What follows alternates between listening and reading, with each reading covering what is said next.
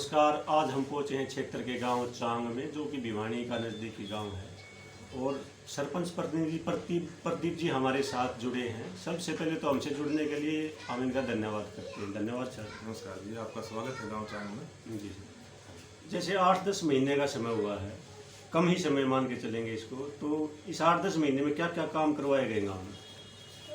8-10 महीने का समय हुआ है सर। 2 नवंबर को जो इलेक्शन थे जी जी, तब हमारी इलेक्शन में जीत हुई थी। सबसे पहले तो मैं आपके चैनल के माध्यम से आपका स्वागत करता हूं गांव चांग में पहुंचने पे। और इलेक्शन में सरपंच बनने का ये जो हमारे पिताजी हैं, श्री ब्रिजलाल जी, उनका नाम है, बिरजू के नाम से गाँव में जानते हैं। और उनके ही आशीर्वाद से और उनका जो सामाजिक स्वरूप है, जो उनकी सामाजिकता है, उस समाज में जो काम करते हैं उसको लेके ही हमें सरपंच के पद पर सुशोभित किया गया है। मेरी पत्नी श्रीमती सुदेश रानी जी वो गांव के सरपंच हैं। और पिताजी की छवि गांव में ऐसी है जिनको एक ऐसे इंसान के रूप में जाना जाता है कि वो हमेशा अच्छाई के लिए आगे खड़े रहते हैं। और बुरा व्यक्ति कोई भी हो, बुराई कोई भी हो, उसके खिलाफ बोलते हैं, चाहे वो कोई अपना है चाहे पराया है। इस चीज़ में कभी भी वो कोई भेदभाव नहीं करते। और उन्हीं की इसी छवि के कारण आज हम आपसे गाँव ने मौका दिया है। और हम कोशिश करेंगे पिताजी की जो छवि लोगों ने देखी है, जिन पे भरोसा जताया है कि भाई ये आदमी अच्छा काम गाँव में करेंगे, तो खरा उतरने का प्रयास हम अपनी तरफ से पूरी कोशिश करेंगे। और विश्वास दिलाते हैं कि उन जो काम लोगों ने हमारे अंदर विश्वास जता के देखा है, उन कामों को हम आने वाले समय में हर काम को पूरा करेंगे। तो क्या क्या विकास कार्य है मुख्य रूप से, अगर मोटे मोटे हमें बताइए? सबसे पहले तो मैं आपको बता दूं कि विकास कार्यों की बात करें तो सबसे ज़्यादा हमारा फोकस शिक्षा के ऊपर है, स्वास्थ्य के ऊपर है। और हमने अपनी 2 ग्रांट ये कहें कि 35 लाख के लगभग जो पैसा है गवर्नमेंट गर्ल्स स्कूल को और बॉयज स्कूल को दिया है। गवर्नमेंट गर्ल्स स्कूल की जो 4 दीवारी थी वो बिल्कुल डैमेज हो चुकी थी, गिरने वाली थी, कभी भी जान मान की कोई भी हानि हो सकती थी। वो लगभग पूरी होने वाली है, काम चल रहा है। हाँ, लगभग 1-2 दिन में वो कंप्लीट हो जाएगा। और बॉयज स्कूल है, वहाँ की जो टूटी हुई 4 दीवारी थी वो हिस्सा बनाया जाएगा। वहाँ का जो प्ले ग्राउंड था उसको ब्लॉक हीट लगा के पक्का करवा दिया गया है। और जो रनिंग ट्रैक है उस रनिंग ट्रैक को दोबारा से बनाया जाएगा, ताकि फौज पुलिस में फोर्स में जो बच्चे जाते हैं वो सही ढंग से अपने फिजिकल तैयारी कर सके। और इसके अलावा जो आजकल बच्चों में नशे की जो आदत ज्यादा फैलती जा रही है, खासकर युवा, ना केवल युवा कहें कि 12-13 साल के जो बच्चे हैं वो भी नशे गिरफ्त में आ गए हैं। तो हमारे गांव में पंचायत के 20 मेंबर हैं, एक सरपंच। इनके अलावा हमने एक कमेटी बनाई है, उसमें लगभग 30 से 35 लोग हैं। और वो कमेटी भी पंचायत के साथ काम कर रही है। और इस तरह की जो चीजें हैं कि नशे को कैसे गांव से दूर भगाया जाए, युवाओं को जागरूक कैसे किया जाए। और इसमें हमने समाज सुधार में 2 मुख्य काम जो किए मैं आपको बताऊं। एक तो गांव में गलियों में डीजे घुमाना बिल्कुल बंद है जी। डीजे गलियों में यहाँ पे बैन है आपके? हाँ बिल्कुल, ये पंचायत का प्रस्ताव हो चुका है। तो सभी विषय में हाँ, ये पूरी पंचायत पूरे ग्राम सभा बुला के फैसला लिया गया। मतलब आपकी कार्यकाल में भी हुआ प्रधान जी? अभी शुरू किया है जी। अच्छा, इससे पहले मतलब कोई बैन नहीं था डीजे के ऊपर? पहले पंचायत ने किया था, कोशिशें पहले भी हुई हैं, लेकिन वो सिरे नहीं चढ़ पाया। तो हमने पूरी कोशिश कर रखी है। अब तक ये सब अच्छा चल रहा है कि गलियों में डीजे नहीं घुमाया जाएगा। डीजे अगर किसी ने बजाना है, जिसके घर में कोई शादी समारोह कुछ भी है, वो अपने घर पे फ्लोर डीजे लगा के रात 10 बजे तक बजाएगा। फिक्स टाइम 10 बजे के बाद डीजे नहीं बजाया जाएगा। घर में भी 10 बजे के बाद नहीं बजा सकते? बिल्कुल 10 बजे तक का टाइम है जी, 10 बजे के बाद। तो उसके लिए जैसे 10 बजे तक आपने टाइम रखा है, उसके बाद कोई बजाता है तो उसके मतलब कोई फाइन सिस्टम है या किस तरह, मतलब क्या आपने मतलब सोच रखा है? हमने सोच रखा है जी, ये जो ग्राम सभा बनी है इसकी तरफ से ये फरमान भी है, सुझाव भी है कि अगर कोई नियम को तोड़ता है तो एक तो डीजे का जो मालिक है 11,000 रुपये उस पर फाइन, और जो अपने घर पे ये नियम तोड़ेगा 11,000 रुपये उस पर फाइन। ये प्रावधान ग्राम सभा ने लिया। अच्छा, दोनों को 11,000 रुपये लगाया जाएगा। और इसके अलावा एक और आजकल काफी कुरीति है कि गांव में ट्रैक्टर्स के ऊपर स्पीकर लगा रखे हैं बड़े बड़े, और वो गांव की गलियों में घूमते पूरे साउंड से डिस्टर्बेंस होती है। उससे मतलब एक मैं तो ये कहूंगा कि अश्लीलता है। गांव की बहन बेटियां, आम आदमी परेशान है इससे। भाई आजकल का जो हरियाणवी संस्कृति जो हमारी थी ना, वो थी तो बहुत सब है, अच्छे गाने बजाया करते थे, उसमें माता पिता का सम्मान होता था। लेकिन आजकल क्या कर दिया कि रिश्तों को लेके भी इतने गैर जिम्मेदार हो गए कि इतने भद्दे तरीके से गाने पेश किए जाते हैं कि भाभी देवर का जो पवित्र रिश्ता होता था उसको लेके बड़ा अभद्रता से उसको पेश किया जाता है। माता पिता का मान सम्मान या छोटे बड़े का मान सम्मान नहीं दिखता उनमें कहीं भी। तो हमने ये भी बैन लगा दिया कि गाँव की गलियों में कोई भी ट्रैक्टर वाला आवाज तेज करके या कम करे किसी भी तरह से गांव से गाने बजाते हुए नहीं गुजरेगा। इसमें मतलब उसके लिए भी है। कोई अपना जुर्माना वगैरह मतलब उसके लिए भी सेम जुर्माना है 11,000 रुपये का ही। अगर कोई नहीं मानता तो प्रस्ताव है जो वो अभी डीसी साहब के पास और एसपी साहब के पास चला जाएगा, और फिर अगर वो पंचायत की नहीं मानेगा तो प्रशासन अपनी कार्रवाई करेगा, जो भी कानूनी रूप से जो भी प्रावधान तो अभी होगा। प्रशासन तक आपने ये बात नहीं पहुंचाई है मतलब? अब ये अखबार में आ चुकी है, प्रशासन तक पहुंच चुकी है, अच्छा, लेकिन अखबार में ये आ जरूरत चुकी है। नहीं पड़ी है कि हम वहाँ उनका सहारा लें। हमने अपने ऐसा मौका नहीं मिला है। अगर मान लिया कोई 10 बजे के बाद कोशिश करता है बजाने की, तो हमारे पंच हैं या जो हमारी समिति सभा के सदस्य है, उसका नाम रखा हमने ग्राम सुधार सभा रखा है, वो 1-2 मेंबर जाके वहाँ बंद करवा देते हैं, अपने स्तर पे काम चल जाता है। तो मतलब जिस तरह आपने डिस्कस चल रहा है वो मान लेते हैं, तो भाईचारा की यहाँ पर एक बात उभर कर आती है कि भाईचारा बहुत बढ़िया, तो आपका क्या कुछ कहना है इस बारे में? मेरा कहना ये है जी, गांव में जो गाँव भाईचारा है, में सबसे पहले तो आप इस इलेक्शन से देखिए जी 3610 वोट हमें मिले हैं, तो ये बोलते हैं 36 जाति, हाँ 36 जी, बिरादरी, हाँ तो जी, एक 36 बिरादरी। कुदरत ने ऐसा आंकड़ा हमें दे दिया 3610। बिल्कुल बिल्कुल। और कोई भी ऐसी जाति गांव में नहीं है जिसने हमें वोट नहीं दिया। तो भाईचारा तो सबसे बड़ा संदेश हमें यही मिल गया कि हाँ, सर्व सभी का जाति सहयोग है। मिला, बिल्कुल। हम ये बोलेंगे हमारी जो सुदेश रानी कैंडिडेट है, जो सरपंच है अभी, तो ये सर्व जातीय है, तो भाईचारा तो यही झलकता है। उसके बाद और ये हमने कोशिश कर रखी है कि पूरे गाँव में ये मैसेज है चौकीदार के माध्यम से या नहीं सर, भाईचारे जैसे के माध्यम आपने से। जैसे जो बात कर रहे हो अभी, तो सरपंच की बात की है कि वोट दी है, तो वोट दिए तो 36 बरादरी है, बिल्कुल तो इस मतलब वोट नहीं देते, तो इसमें आपका क्या कुछ कहना है? क्या उसके बाद भी मतलब भाईचारा पर कायम, जैसे लड़ाई झगड़े को लेकर बात करते हैं, इस तरह की प्रॉब्लम्स भी आती हैं तो अपने स्तर पर सुलझ जाते हो या मतलब प्रशासन बिल्कुल बिल्कुल पुलिस की ये- मदद लेते हो ये आप? मैं यही बात आपको बोलने वाला था, आपने मेरी हाँ मुंह की जी, बात जी। छीन ली। अंदर वो हमने एक गांव के लिए फाइल लगा रखी है, जिसमें जितने भी झगड़े की जो समस्याएं आती है, मनमुटाव की आती है, वो एप्लीकेशन हम लेते हैं। कोई आ गया, 2 भाई आ गए, हमारा झगड़ा हो गया, वो दे जाते हैं, हम चौकीदार के माध्यम से दोनों पार्टी को बुला लेते हैं। तो लगभग 150, मैं कहूँगा लगभग 150 मामले ऐसे हैं जो अभी यहाँ आए हैं, और उनमें से 80% हमने यही सुलझा दिए अपने स्तर पर। अपने भाईचारे, और मान भी लिया। हम यहाँ से अगर कोई पुलिस रिपोर्ट हो भी जाती है, पंचायत करके भाईचारे में समझौता लिखवा देते हैं, और वो चौकी में भिजवा देते हैं, इनका समझौता हो गया, उस मामले को रफा दफा करवा देते हैं। और हमने एक और चीज गाँव में बोल रखी सबको, अगर किसी का असल में तो मनमुटाव क्यों, लड़ाई झगड़ा कोशिश करें ना हो, अगर हो जाता है तो सबसे पहले पंचायत में आए, और हम कोशिश करेंगे 100% कि आपका जो झगड़ा है वो यहीं सुलझा दे। अगर हमारे हाथ से बाहर बात होती है, कोई 1% ऐसा मामला आया है अब तक कि वो आगे पहुंचा, नहीं तो सभी भाईचारा इतना कायम है, सब बात मानते हैं, गलती वाले गलती बता देते हैं, उसको समझा देते हैं, गलती वाला माफी मांग लेता है, दूसरा संतुष्ट हो जाता है, और मामला यही रफा दफा हो जाता है, और भाईचारा कायम रहता है। और चांग गाँव की ये विशेष बात है जी, यहाँ पहले काफी समय से बुजुर्गों का मान सम्मान बहुत होता है यहाँ, और बुजुर्गों की बात को नहीं टाला जाता, और हम भी अपने पिताजी के आशीर्वाद से इस रीत को आगे बढ़ा रहे हैं। पंचायती कल्चर, सही में पंचायती कल्चर, अब इन 8 सभी का सहयोग, सभी का सहयोग। अब 8 इस महीने में, 8 महीने के टाइम में, आप थोड़ा टाइम बता रहे हैं, हमारे यहाँ लगभग 150 पंचायत हो चुकी है, चाहे वो छोटे झगड़े की है चाहे बड़े झगड़े की है, वो सभी यहाँ से संतुष्ट होके गए हैं। तो जो पंचायती कल्चर जिसको लेके राजीव गांधी जी ने जो ये बात पंचायती कल्चर को आगे बढ़ाया था ना, पंचायत को शक्ति, ये बोला जाता है जी सरकार की सबसे छोटी इकाई पंचायत है, बिल्कुल, लेकिन हम मानते हैं छोटी ना कह के सबसे अहम इकाई इसको बोलेंगे, क्योंकि यहाँ से ही शुरुआत होती है, किसी भी धरातल यही है, और भाईचारे का असली स्वरूप यही तैयार होता है। तो पंचायत कल्चर में जो पंचायत जिसको मानते हैं कि कितना ही बड़ा अपराध हो जाए, अपराधी को अपराधी साबित कर दो, जो बेकसूर उसको बेकसूर निकाल के सामने ले आओ, उसका फैसला करवा दो। भाईचारा में बड़ा कोई न्याय नहीं है। तो हमने इस पंचायती कल्चर को आगे बढ़ाने की, हमारे पिताजी श्री ब्रिजलाल जी के आशीर्वाद से इस पंचायती कल्चर को आगे बढ़ाने का हमने काम शुरू किया है, और हम अपनी योजना के दौरान वो आयाम स्थापित करेंगे कि ऐसा हो जाए कि लोगों का विश्वास जो पहले पुराने समय में पंचायत पे हुआ करता था, वो पंचायत से हटके कहीं प्रशासन की तरफ चला गया है, वहां से वापस पंचायत में आ जाए, और सारे के सारे जो मामले हैं यहीं के यहीं सुलझ जाए, और अमन और शांति जो गाँव में है वो कायम रहे। हमारी ये प्रयास जारी रहे। बहुत अच्छे प्रयास है प्रधान जी। अब बात करते हैं खेलों की, क्योंकि पहले कहावत थी, खेलोगे कूदोगे बनोगे खराब, पढ़ोगे लिखोगे बनोगे नवाब, लेकिन आज विपरीत हो चुकी है। खेलने कूदने से भी नवाब बनते हैं, पढ़ने लिखने से भी नवाब बनते हैं।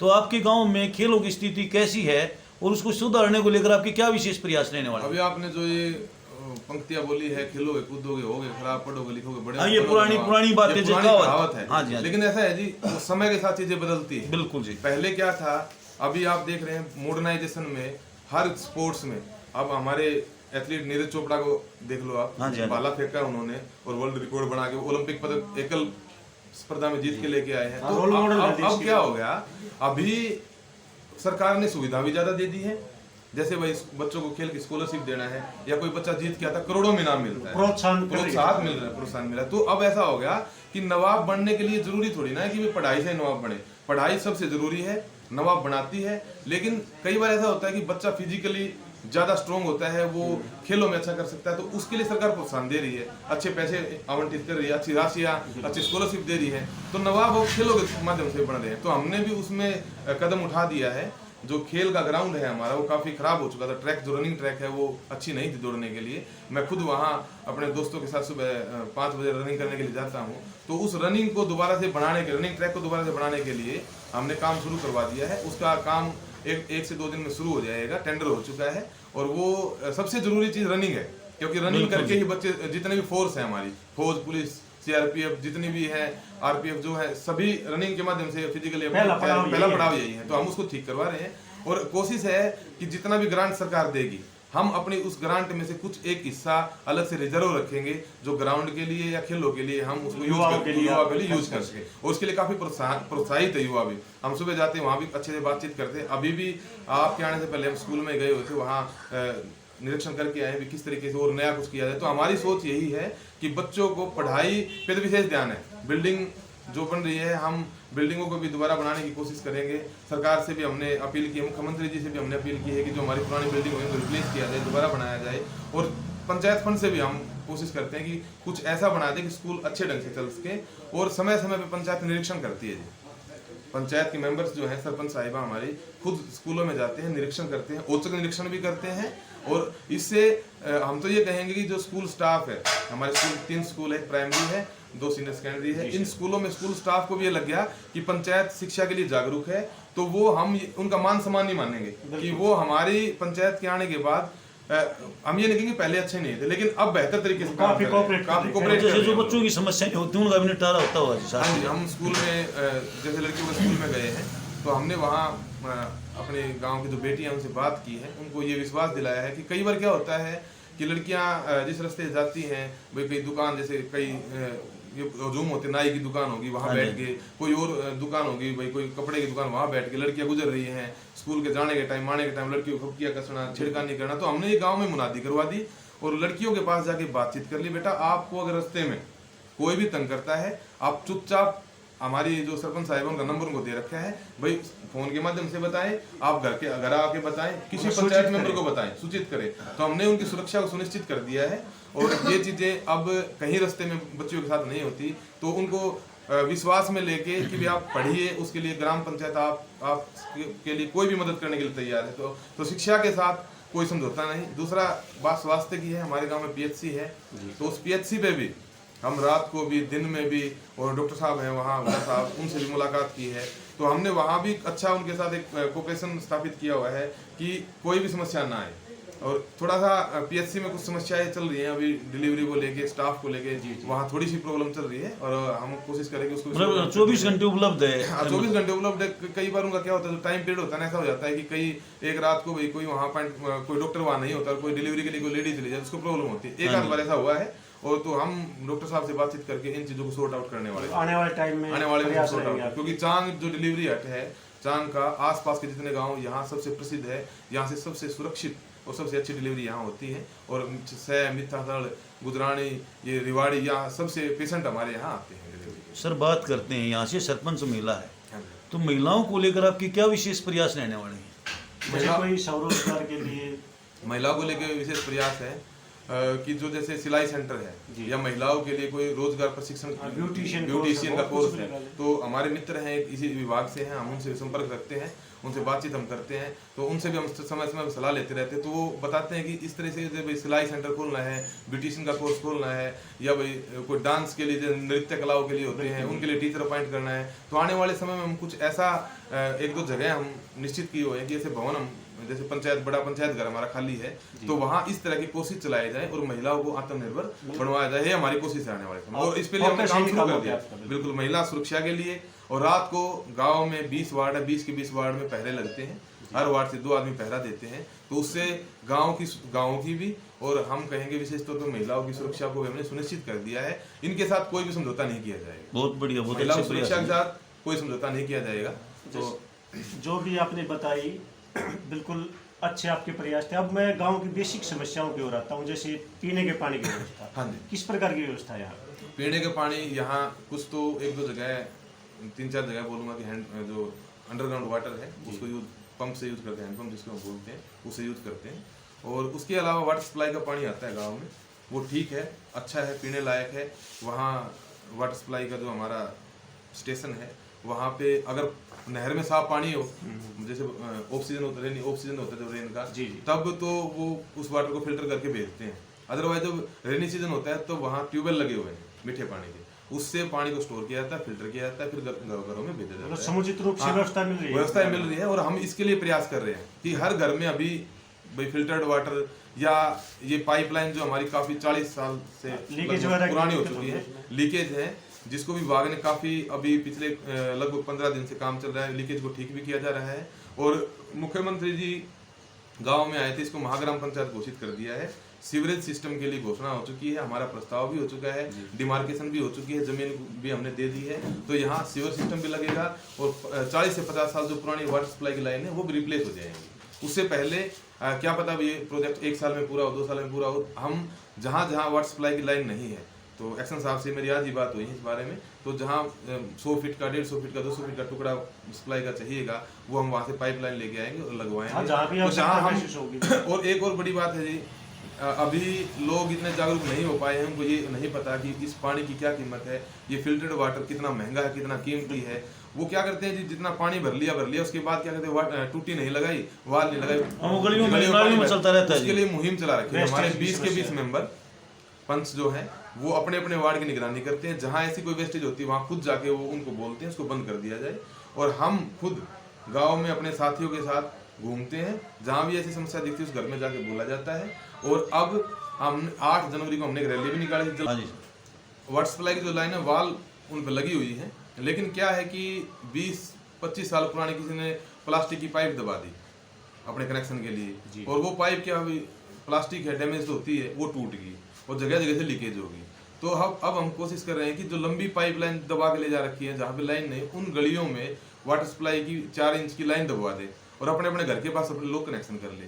और जागरूकता अभियान हमने चला रखा है, क्योंकि आने वाले समय में कीमत जो अभी लोगों को पता तो अभी होना चाहिए, लेकिन जल है तो जागरूकता, जल है तो कल है, जल जागरूकता के लिए हमने प्रयास कर रखे हैं। तो 3 मुख्य काम, शिक्षा, स्वास्थ्य और जल, स्वच्छ जल उपलब्ध करवाना और जल की जो वेस्टेज है, पानी की जो वाटर वेस्टेज है उसको रोकना, ये हमारे 3 सबसे अहम मुद्दे हैं और इन पे हम काम कर रहे हैं। अभी जल की बात चले तो जल भराव की स्थिति कैसी गाँव में? जल भराव की स्थिति में ऐसा है जी, वैसे तो नॉर्मली 8 से 9 महीने कोई समस्या नहीं आती। रेनी सीजन आपको पता है कि कितनी भी अच्छी सुविधा है, आपने शहरों को भी देखा है, पीछे अम्बाड़ा चंडीगढ़ में देखा होगा, सीवरेज ब्लॉक हो जाए। तो हमारे यहाँ गाँव में 5-6 जोड़ है गांव को लगते हुए, तो ऐसा है वो पानी जो है 1-2 बरसात वहाँ जोड़ जो है वहाँ पे चला जाता है और जल भराव की जल प्रॉब्लम नहीं आती। अगर जल भर जाता है तो जो विभाग वाले, जल विभाग वाले ये पानी की मोटर लगा देते हैं और वहाँ से पानी निकलवा देते हैं। अब हमने क्या किया, पंचायत की तरफ से 2 जगह जहाँ मुख्य रूप से पानी का भराव रहता था, संत कबीर आश्रम, गुरु रविदास आश्रम के सामने एक परमानेंट मीटर और वाटर सप्लाई जो पानी का निकालने का पंप वो लगवा दिया है। वार्ड नंबर 18 को आइडियल स्कूल के सामने, बॉयज स्कूल के सामने एक जोड़ लगता है, गुड़ी जोड़ हम उसको बोलते हैं, वहाँ भी 1 मीटर मोटर लगवा दिया है और वो लगातार चलते रहते हैं। जैसे ये मान के चले वहाँ की समस्या स्थायी समाधान हमने कर दिया है। और जो जोड़ जो है, एक हमारा जोड़ सौंदर्यीकरण में आ चुका है और उस पर काम भी चल रहेगा हमारे जोड़ पे। और जो जोड़ है हमने सरकार को डिमांड दे रखी है कि सभी जोड़ है उनकी खुदाई करके, अच्छी गहरी खुदाई करके उनकी रिटेनिंग वाल बनाई जाए और सुरक्षा के पुख्ता नियम कि चलो तो जाल लगा किसी भी तरह से कोई हादसा ना हो जाए। ये हम कोशिश करें कि जल जो जोड़ है उनका भी संरक्षण किया जाए, जोड़ भी बचे रहे और पानी की जो समस्या है वो भी साथ के साथ ठीक होती रहे। हम इसके लिए प्रयास करते हैं। सर एक लास्ट क्वेश्चन है, हमारे चैनल के माध्यम से आप युवाओं को क्या संदेश देना चाहते हो? आपके चैनल के माध्यम से हम युवाओं को संदेश ये देना चाहते हैं कि सबसे पहले तो अपने स्वास्थ्य को पहचानें। बिल्कुल, जो बच्चा स्वस्थ होगा, शारीरिक स्वास्थ्य के साथ मानसिक स्वास्थ्य जुड़ा हुआ है, ये हम सबको पता है। जिसका शरीर स्वस्थ होगा वो पढ़ाई की ओर भी ध्यान दे पाएगा, खेलों की ओर भी ध्यान दे पाएगा। और स्वस्थ शरीर वाला स्वस्थ किसका शरीर होगा, उसका ही होगा जो व्यायाम करेगा और नशे विषयों से दूर रहे। हाँ, उसके लिए आपने उसके लिए अभियान हमने अभियान चला रखे हैं कि युवा किसी तरह से गलत विषय नशे विषयों में ना पड़े, अच्छे मार्ग की तरफ चले। और हमारे घर की, पंचायत मेंबर की या इस गांव के सभी जागरूक साथियों के, जिस युवा को जहां जिस स्तर पे जरूरत हो, हम 24 घंटे उनके लिए तैयार हैं। चाहे उनकी कोई समस्या है, चाहे उनकी कोई आदत छुटवाने की बात आती है, हमारे जैसे हर जो भी विभाग हैं ये नशे को छुटवाने वाले, उनसे संपर्क में जितना भी हम अल्टीमेटली कोशिश करेंगे। कोशिश क्या करेंगे, इस काम को करेंगे कि भाई आपकी खराब आदत को छुटवा के आपको अच्छे रास्ते की तरफ लेके जाएं। और आप इसका उदाहरण देख सकते हैं, अगर आपके पास समय हो तो बॉयज स्कूल के ग्राउंड में आप जाकर देखिए, अभी भी वहाँ 100 से 125 बच्चे आपको खेलते हुए मिलेंगे। और ये इस पंचायत होने के बाद ये काम शुरू है कि बच्चे दोबारा से रुझान हमने खेलों की तरफ बच्चों को कर दिया। और आने वाले समय में जैसे 26 जनवरी पे, 15 अगस्त पे इस तरह के जो प्रोग्राम होते थे स्पोर्ट्स के, सम्मानित किया, मोटिवेट किया उनको। हाँ, अभी कोशिश करेंगे महिलाओं के लिए, बुजुर्गों के लिए और बच्चों के लिए भी खेल प्रतियोगिता हम करवाएं, जिससे कि बच्चों का रुझान जो खेलों की तरफ बढ़े। अब तो वही बात है कि खेलोगे कूदोगे तो बनोगे नवाब, पढ़ोगे लिखोगे तो भी बनोगे नवाब, और खेलोगे कूदोगे तो भी बनोगे नवाब। बाकायदा आपको पढ़ाई में भी अपना समर्पण देना होगा और खेलों में समर्पण देना। आधे अधूरे मन से, बिल्कुल आधे अधूरे मन से ना तो पढ़ाई में कामयाब है, ना ही खेलों में कामयाब है। आप समर्पित रहिए। ग्राम पंचायत चांग आपके साथ कदम से कदम मिला के, कंधे से कंधे मिला के चलने के लिए तैयार है। बहुत बढ़िया सर। सरपंच जी से बात करके हमने जाना कि आने वाले टाइम में गांव के लोगों के लिए जो जो विकास का खाका, रोड मैप इनके दिमाग में है, वो भी इन्होंने हमारे सामने रखा। जो जो काम करवाए गए हैं उनके बारे में विस्तार से चर्चा की, और जिन जिन कामों के लिए सरकार को लिखित में आश्वासन जो लिखित में दिया गया है, जो मांग पत्र सरकार को पहुंचाया गया, उन बातों को भी बताया गया। और आने वाले समय में इनका जो प्रयास रहेगा, गांव के हर नागरिक को हर सुविधा मिले, जैसे पानी की बात करें, बिजली की या गलियों की। तो हमको जो 10 मिनट दी इन्होंने अपने कीमती समय में से, हम इनका बहुत धन्यवाद करते हैं और अपने चैनल के माध्यम से एक बार फिर इनका धन्यवाद करते हैं। धन्यवाद आपका है जी, जो आप ये इंटरव्यू लेने के लिए आए, और भैया आप अपने चैनल पे इसको दिखाएंगे। और कहीं ना कहीं हम ये कोशिश, हमारी सोच है कि हमारी ये बात सुन के अगर 10 युवा भी इस बात को समझ के और आगे और उन्होंने आगे से कोशिश शुरू कर दी, तो आपका भी हम धन्यवाद करते हैं। आप आए और आपका हम बार बार स्वागत करेंगे अपने गांव में कि आप इस तरह के इंटरव्यू लेने के लिए आए, उसको प्रसारित करें। और इस प्रसारण को सुन के आपका चैनल भी आगे बढ़े और हमारा जो ये संदेश है ये भी आगे बढ़े, ताकि इसका युवा ज़्यादा से ज़्यादा लाभ उठा सके। आपका बहुत बहुत धन्यवाद। धन्यवाद सर, थैंक यू।